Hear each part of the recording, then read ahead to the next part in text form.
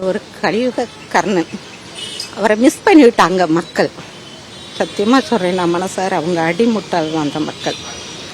ஏன்னா ஒரு மனிதன் இன்னைக்கு கத்துனாலே தயவு செய்து நான் அவரை சொல்றேன்னு நினைச்சுக்கிறாதீங்க. ஒரு அநீதியை கண்டு ஒரு வேகமா பேசினாலே அவர் புறக்கணிக்கிறதுக்கு தான் இங்க ஆட்கள் இருக்காங்க. ஒரு வாட்டி இவரை வந்துதான் பார்க்கட்டுமே, இந்த மனுஷன் சொல்றாரே இவர் வரட்டுமே, இவர் என்னதான் செய்யறாருன்னு பார்ப்போமே அப்படின்னு யாருக்குமே தோணலையே. ஏன் இது? இந்த மக்கள் தானாத்தான் அழிஞ்சு போறாங்க. சத்தியமா சொல்றேன், நல்லவங்கள மக்கள் தாங்க புறக்கணிக்கிறாங்க. இவ்வளவு பேசினாரே, ஒரே ஒரு வாட்டி இவர் வந்து பார்க்கட்டும். நிச்சயமா இவர் என்ன செஞ்சிருப்பாரு தெரியுமா? இவர் எந்த அப்பல் கட்டுற ஒரு மனிதர், இவர் எந்த இதுவும் செஞ்சிருக்க மாட்டாரு.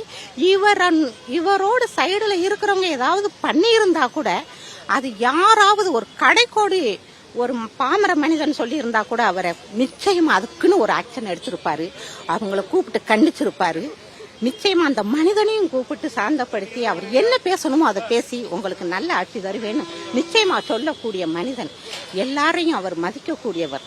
அவரை இழந்தது இந்த பூமி செய்த நம்ம தமிழ்நாடு இல்லை, சத்தியமா சரி இந்த இந்தியா செய்த ஒரு சாபக்கேடுதான்னு நான் நினைக்கிறேன்.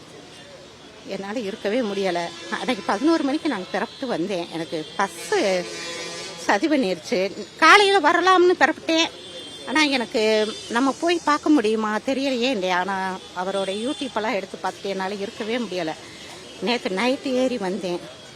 எனக்கு மக்கள் மேலே தான் ரொம்ப கோபம், சத்தியமாக சொல்கிறேன். ஏன்னா அவங்க ஒரு மனிதன் இவ்வளவு உண்மையாக இருந்தார், எனக்கு சோறு போட்டார், அதை பண்ணார், இதை பண்ணுறான்னு பேசுகிறத விட அவர் வரட்டுமே அப்படின்னு இவங்க ஒரு எடுக்கலையே. இவரை ஒரு எடுத்து ஒரு முதலமைச்சராக கொண்டு வரலையே. அதுதான் இவங்க செய்த சாபக்கேடே. அவர் போயிட்டாரு, அவர் வானத்தை போல தான். அந்த வானம் எல்லாருக்கும் அழுது மழையை பொழிஞ்சு நல்லது செய்யுது இந்த பூமிக்கு. ஆனால் இன்னைக்கு அந்த வானம் போயிருச்சே அப்படின்னு சொல்லி இந்த மக்கள் அழுகுறாங்க, மழையா பொழிகிறாங்க. ஆனால் என்ன பிரயோசனம்? ஒரு பிரயோசனமே இல்லை. அவர் தெரியுமா இருந்து அவர் மகனோ அவங்க எனக்கு இளையவங்களா தேர்ப்பாங்க அவருடைய. ஆனால் அவர் எனக்கு அண்ணன் தான், எனக்கு மூத்தவர் தான். அந்த அண்ணியோ இல்லை அவர் பசங்களோ நிச்சயமா வரணும். ஒரு முதலமைச்சராக வந்து இந்த நாட்டை காப்பாற்றணும். நிச்சயமா அவங்களும் கெட்டவங்களா இருப்பாங்கன்னு நான் நினைக்கவே இல்லை. ஏன்னா அவர் வாரிசு எப்படி கெட்டவங்களா இருக்க முடியும்? ஏன்னா அவர் பேச்ச கேட்ட நாங்களே எப்படி இருக்கும்போது அவருக்கு பிறந்த பிள்ளைங்க எப்படி பழுக்கற்று இருக்கும்? நிச்சயமா இருக்காது. நிச்சயமா அவங்க பிள்ளைங்க வந்தாங்கன்னா நல்லது செய்வாங்கன்னு நான் நினைக்கிறேன்.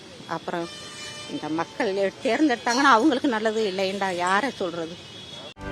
செய்திகளை உடனுக்குடனும் துல்லியமாகவும் தெரிந்து கொள்ள சப்ஸ்கிரைப் பண்ணுங்க.